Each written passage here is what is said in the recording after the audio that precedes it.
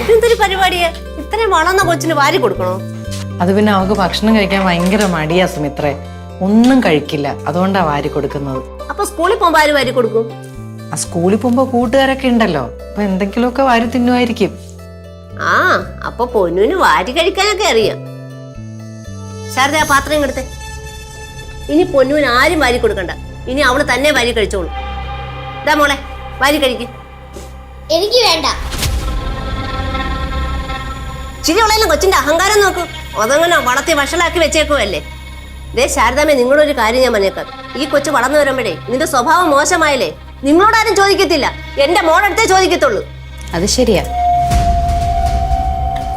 മോളെ. ഇനി മുതൽ മോളെ എല്ലാ കാര്യങ്ങളും നോക്കുന്ന ഈ അമ്മയാണ് കേട്ടോ. എനിക്കിഷ്ടല്ല ഈ അമ്മേനെ. ദേ കൊച്ചുവായില് വലിയ വർത്താനം പറഞ്ഞാല് ഒറ്റ അടി വെച്ചേരും. കടി കടിയത്. അയ്യോ, പൊന്നു കരയല്ലേ മോളെ.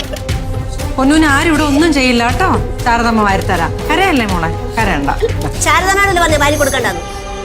നിങ്ങൾക്ക് അടുക്കള വേറെ പണിയൊന്നും ഇല്ലേ? ഇപ്പൊ അടുക്കള വല്ലം ചെയ്.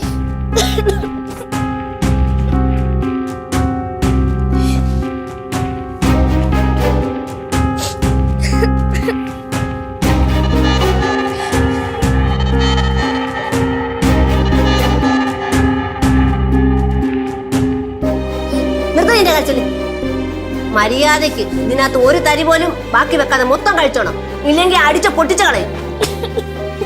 എന്തിനാണ് കരയുന്നത്? നിന്റെ ആളിവിടെ ചത്തുപോയോ?